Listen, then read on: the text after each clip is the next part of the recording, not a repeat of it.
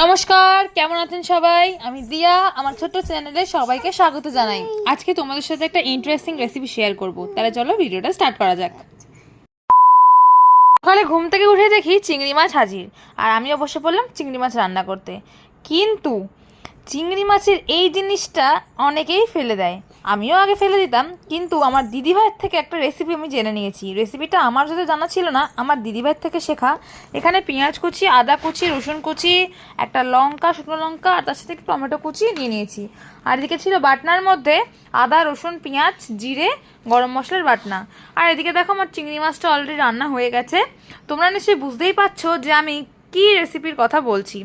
হ্যাঁ, একদমই ঠিক কথা। আজকে বানাবো হচ্ছে চিংড়ি মাছের মাথা বাটা।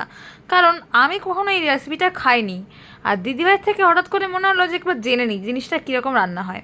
প্রথমে আমি তেলটাকে গরম করে নিয়েছি, আর তারপরে দিয়ে দিয়েছি ধোয়া চিংড়ি মাছের মাথাগুলো। আর মাথাগুলোকে দেওয়ার সাথে সাথে একটু ভালো করে নুন আর হলুদ দিয়ে নেড়ে নিতে হবে, যতক্ষণ না চিংড়ি মাছটা একটু লাল লাল হচ্ছে। সরি, মাছ নয়, চিংড়ি মাছের মাথা। ভালো করে লাল লাল করে নেড়ে নেওয়ার পরে ওটাকে ভালো করে মিক্সিতে পেস্ট করতে হবে। আর এখানে দেখো চিংড়ি মাছটা অলরেডি ভাজার সময় একটুখানি জল বেরিয়ে গেছিলো, আর ভাজতে ম্যাক্সিমাম 3 থেকে 4 মিনিট লেগেছে। চিংড়ি মাছটাকে ভালো করে ভেজে নেওয়ার পরে আমি সেটাকে মিক্সিতে দিয়ে বেটে নিয়েছিলাম।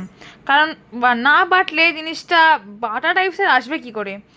ভালো করে কিন্তু বেটে নিতে হবে। আর অবশ্যই চিংড়ি মাছের মধ্যে জল দেবে না, কারণ চিংড়ি মাছে জল দিলে জিনিসটা অদ্ভুত হয়ে যাবে। তো চিংড়ি মাছের মাথাটা বাটা হয়ে গেছে আমার। আর তারপরে আমি কড়াইয়ের মধ্যে আবার তেল দিয়ে দিয়েছি, দিয়ে এখানে একটা এলাচ, রসুন আর শুকনো লঙ্কা দিয়ে দিয়েছি ফোড়নে। তার সাথে একটু আদা দিয়েছি, মানে জাস্ট টেস্টটা হওয়ার জন্যে, এক ফোঁটা আদা।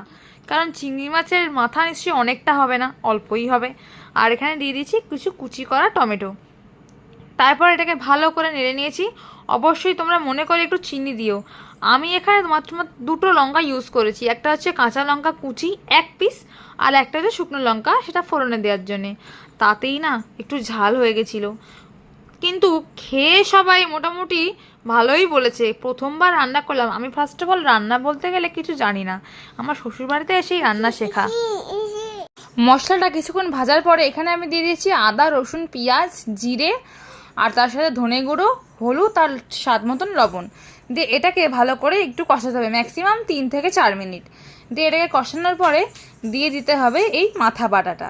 কারণ ভালো করে না কষলে টেস্টটা ঠিক আসবে না। যতক্ষণ না জিনিসটা শুকাচ্ছে, যতক্ষণ না তেলটা পুরো শুকিয়ে যাচ্ছে, টেনে নিচ্ছে, ততক্ষণ এটাকে ভালো করে কষতে হবে। আর আমি তো কষতে কষতে জাস্ট হাঁপিয়েই গেছি। আর দেখো প্রায় কষা